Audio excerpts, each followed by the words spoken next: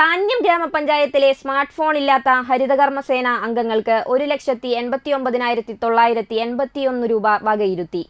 19 ഹരിതകർമ്മസേന അംഗങ്ങൾക്ക് തൃപ്രയാർ ഓസോൺ മൊബൈൽസിന്റെ സഹകരണത്തോടെ സ്മാർട്ട് ഫോണുകൾ നൽകി. താന്യം ഗ്രാമപഞ്ചായത്ത് പ്രസിഡന്റ് ശുഭ സുരേഷ് പദ്ധതി ഉദ്ഘാടനം ചെയ്തു. Panchayat vice president OS Ashraf അധ്യക്ഷനായി.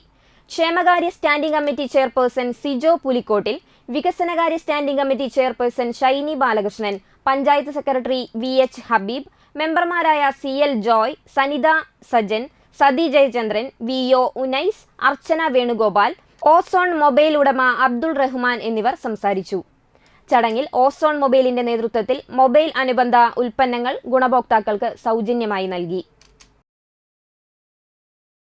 ഹരിതമിത്രം ആപ്പ് മുഖേന QR കോഡ് പതിച്ച് നമ്മുടെ ഓരോ വീടുകളിൽ നിന്നും 50 രൂപയും കടകളിൽ നിന്നും 100 രൂപ യൂസർ ഫീ വാങ്ങിക്കൊണ്ടാണ് നമ്മുടെ ഹരിതമിത്രം ഈ പരിപാടികൾ നടത്തിക്കൊണ്ടിരിക്കുന്നത്.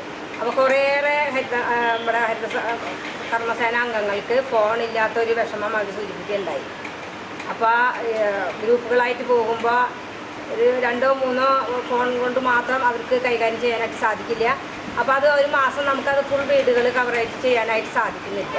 അതിൻ്റെ അടിസ്ഥാനത്തിൽ കൂട്ടമായ ഒരു ചർച്ചയിലൂടെയാണ് നമുക്ക് അവർക്കൊരു ഫോൺ വാങ്ങിക്കൊടുക്കാം എന്നുള്ള ഒരു തീരുമാനത്തിലെത്തുകയും അവരുടെ കൺസോർഷ്യത്തിൽ നിന്ന്, അതായത് അവരുടെ ശമ്പളത്തിൽ നിന്ന് 10% നമ്മൾ അവർക്ക് തിരിച്ചു പോകുമ്പോൾ കൊടുക്കാനുള്ളതാണ്.